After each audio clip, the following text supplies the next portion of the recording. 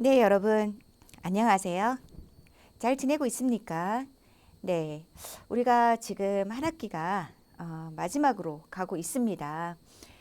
처음에 어, 발표 3분, 4분을 혼자서 어떻게 하지? 라고 생각한 친구들이 많았을 거고요. 그다음에 이제는 자, 시작, 중간, 끝으로 만들어야 한다는 것은 여러분도 이제 잘 알고 있습니다. 어, 우리가 발표를 시작하는 특별한 방법들이 있다는 것을 알았고요. 물론 이 방법 선생님은 10가지를 소개했지만 이 10가지 외에 여러분이 좋다고 생각하는 방법 더 있죠. 네, 얼마든지 쓸 수 있고요. 그런데 아마 10가지만 써도 충분할 거예요. 여기 안에서 학생들이 가장 많이 쓰는 방법이 이제 질문으로 시작하기. 사실 이건 광고에서도 가장 많이 쓰는 방법이에요. 여러분, 이런 음료 마셔보셨어요? 여러분, 이런 칫솔 어때요? 뭐, 아직도 옛날 칫솔 쓰세요? 이런 질문 정말 많이 하는데, 그게 사람들의 관심을 받고, 그 다음에 그 주목하게 하는 아주 좋은 방법이라서 그런 거겠죠. 질문으로 시작하고, 그 다음에는, 자기 경험을 말하는 방법. 네, 이것도 아주 많이 쓰는 것 중에 하나입니다.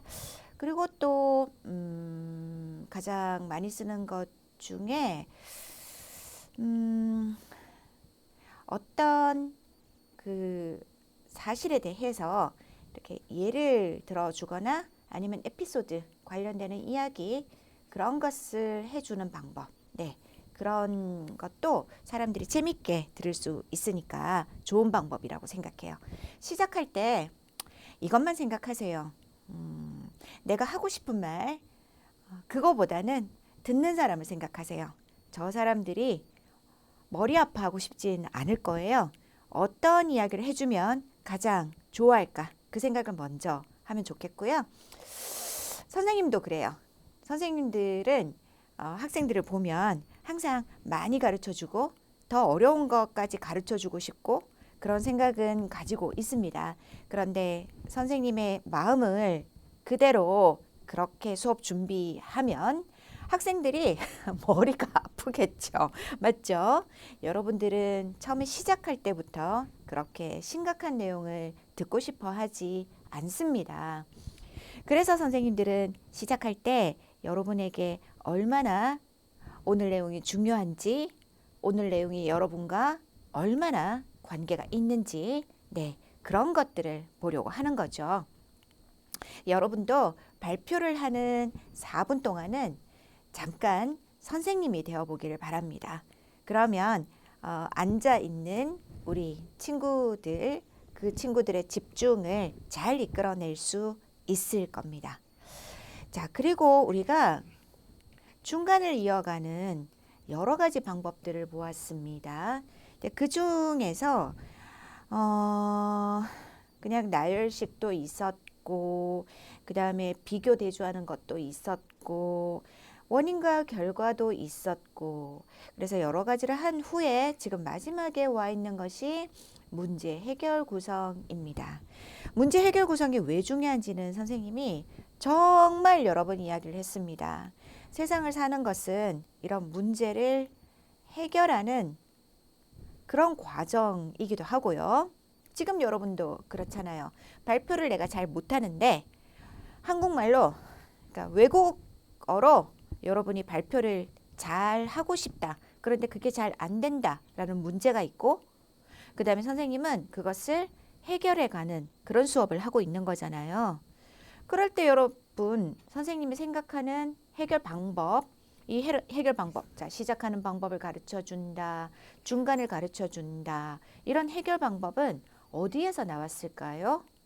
바로 여러분들이 왜 잘 못하는지, 왜 발표를 어렵게 생각하는지, 왜 발표를 힘들게 생각하는지, 그 원인을 찾는 게 선생님에게는 중요한 숙제죠. 그 원인을 찾아서 여러분에게 답을 주는 거예요. 네. 그것처럼 선생님은 선생님의 일을 하기 위해서 문제 해결 구성으로 지금 일을 하고 있고요. 여러분은 앞으로 회사를 가면 그런 일로 PPT를 하거나 사람들 앞에서 말해야 되는 상황이 많을 거고요.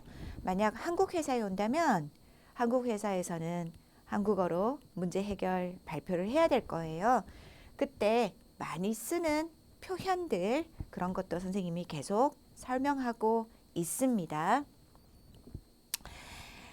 대학교는요, 여러분이 사회에 나가기 전에 그런 전문가로 성장할 수 있도록 여러분에게 많은 지식을 주는 곳이죠. 선생님은 매일매일 시험만 봐요. 선생님 매일매일 우리에게 공부하라고만 해요. 자, 그런 생각만 하지 말고 왜 이걸 공부해야 하는지, 왜 이걸 알아야 하는지, 이걸 알면 나중에 여러분에게 얼마나 좋은 일이 있을지 네, 그런 생각을 하면서 오늘 수업도 같이 해주면 좋겠습니다. 이런 구성 말고요. 항상 선생님은 여러분에게 자, 필요한 한국말 표현을 가르치고 있습니다. 자, 오늘 여기서 하나 더 강조하고 가겠습니다. 표현을 여러분 문법으로 생각을 하고 저걸 기억하겠다, 알고 지나가겠다 그렇게 생각하지 마세요. 자, 그렇게 생각하면 여러분 마음에 너무너무 부담이 있고요. 그리고 머리에서 잘 외워지지 않아요. 그리고 발표는 말하기는 자, 알고 있다고 해서 되는 게 아니죠. 그것을 여러분이 정말 할 수 있는 게 중요해요. 그래서 선생님이 표현을 여러분에게 이야기할 때마다 여러분들은 따라해 주세요. 지금 교실도 좋고 자기 방도 좋고 자, 교실에서 크게 말하기가 부끄러웠다면 나중에 집에 가서 다시 듣기를 하면서 그러면서 따라해 주세요. 네. 자기가 말하는 것은 꼭 자기 귀로 들을 수 있도록 네. 크게 말해 주세요. 외국어를 표현으로 기억하기 위한 방법입니다. 자, 그렇게 선생님이 지난주에도 표현을 가르쳤는데요. 그 표현을 한번 확인하고 갑니다. 뭐뭐 은지를 했는데 이 은지 는지가 뭐야 였습니다. 그때 선생님 이런 말을 했는데요. 우리가 이제 조사 여기는 뭐에 대해는 about 뭐 이거지만 그거 말고 많은 조사들이 있습니다. 여러분이 알고 있는 이가 뭐 은는 를 네, 을를 이런 것도 있고 자 이런 와도 있네요. 네. 이런 많은 조사가 있습니다. 근데 이 조사는요.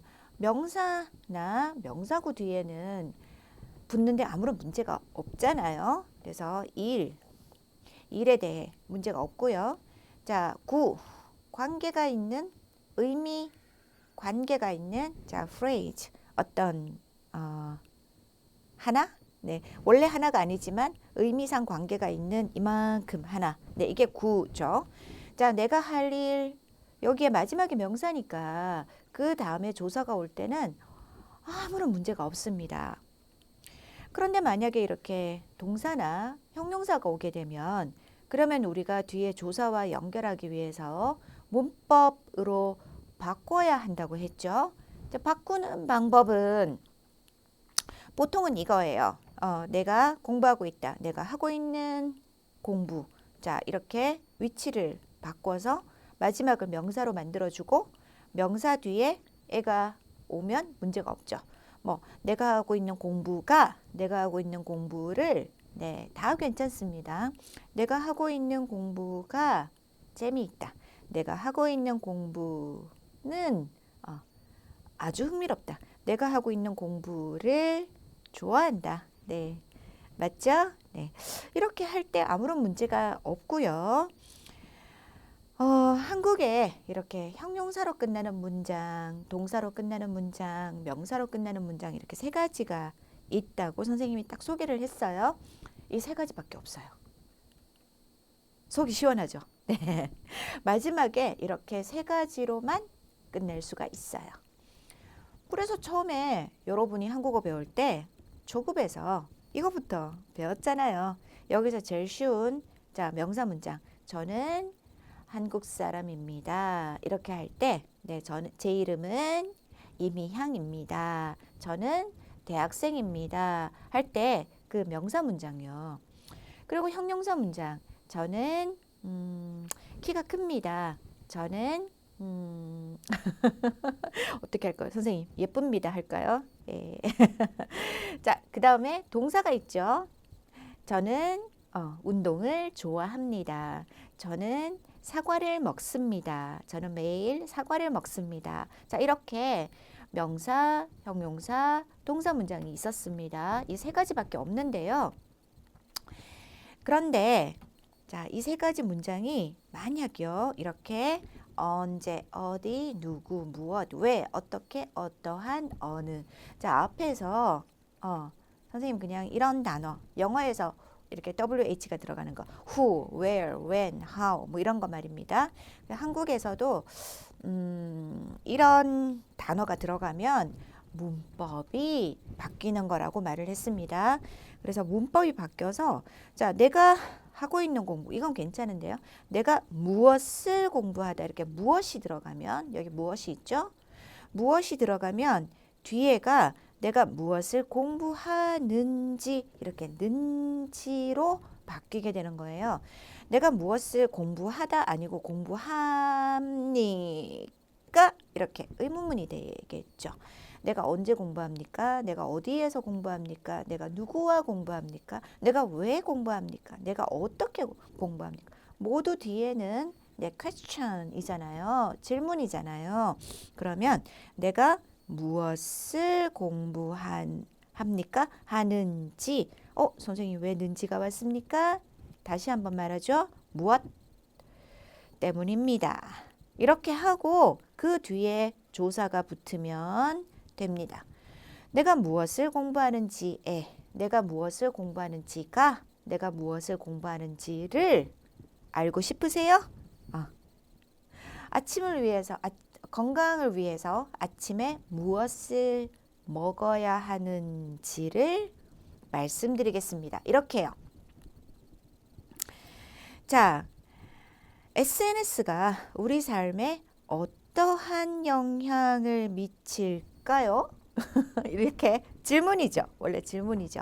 그러니까 어떠한 영향을 미치는지 이렇게 바꾸고 그 다음에 에 대해 자, 여기 조사가 있어요. 네, 이렇게 바꾼 거예요. 그 뒤에는 무슨 이야기를 하면 될까요? 에 대해 알아보겠습니다. 에 대해 말씀드리겠습니다. 에 대해 발표하겠습니다. 네, 됐네요. 네. 과거도 돼요. 네. 는지에 대해 알아봤습니다.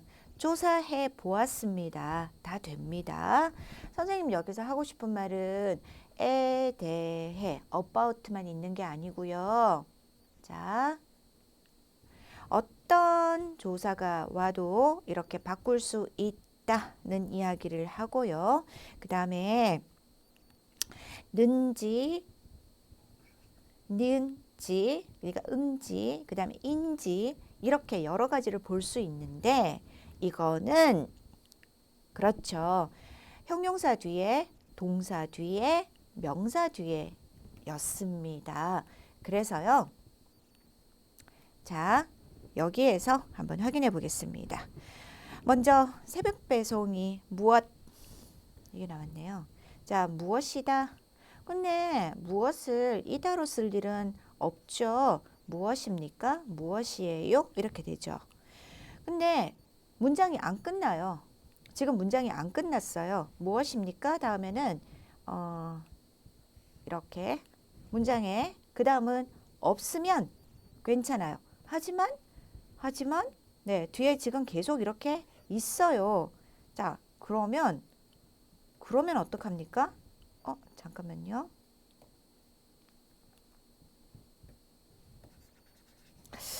이럴 때는 어떻게 지워야 되죠? 선생님 매일 지우개를 잘 못 쓰고 있어요.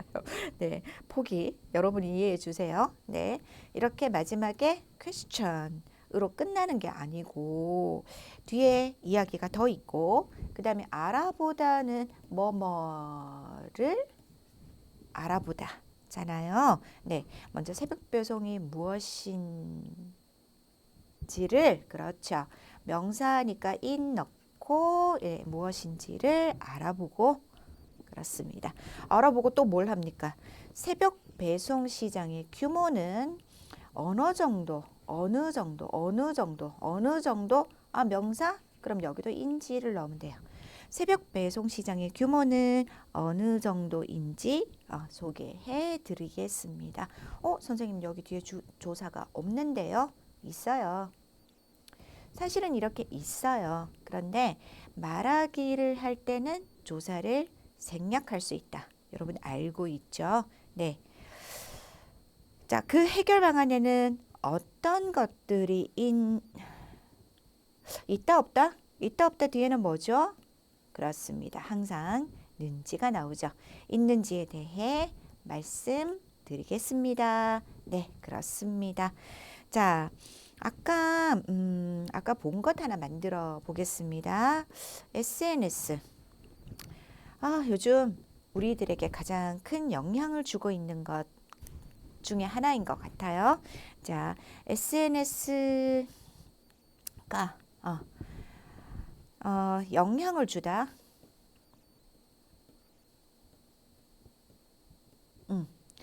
영향을 주다. SNS가 누구에게?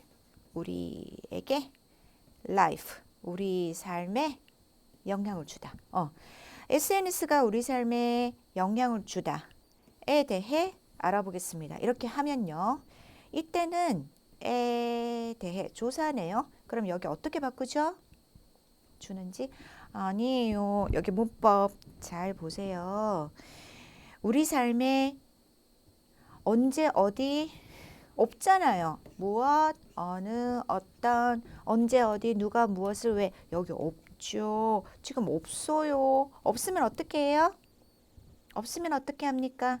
네, 이렇게 바꾸면 되죠. 우리 삶에 주는 영향에 대해 영향을 여기 명사 뒤에 조사 붙으면 되잖아요.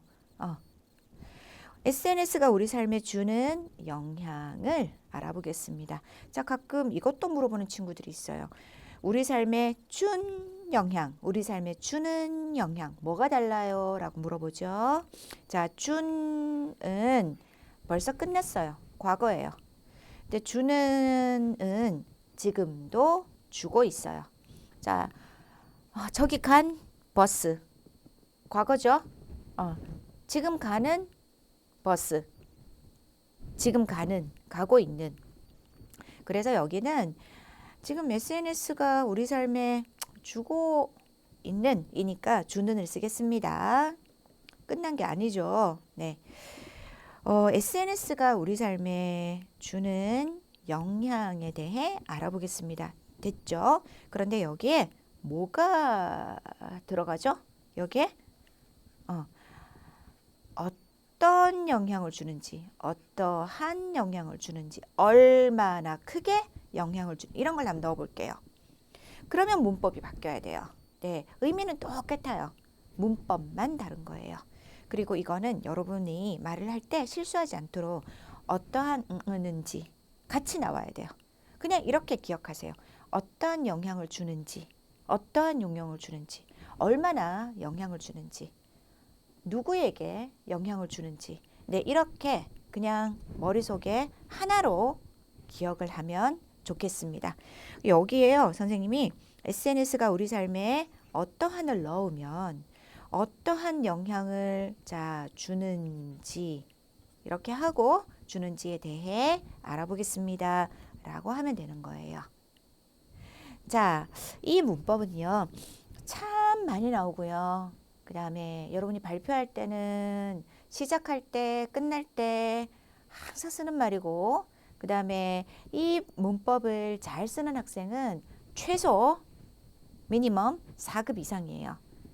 4급이나 5급 정도의 중급 고급 문법입니다. 여러분의 언어 실력이 더 높다는 것을 보여주는 거예요. 선생님이 이 정도로 강조를 하면 여러분 이거 한번 공부해 보고 싶지 않아요? 네. 알지만 말고 꼭 쓸 수 있기를 바랍니다. 선생님 한번 따라하세요. 얼마나 영향을 주는지, 어떠한 영향을 주는지, 누구에게 영향을 주는지, 무슨 영향을 주는지, 언제 영향을 주는지, 언제 영향을 주는지를 알아보겠습니다. 자, 따라 했죠? 그러면 선생님은 이거는 다시 말하지 않겠습니다. 네, 그러면 잠깐만 쉬고요. 또 계속 공부해 볼게요.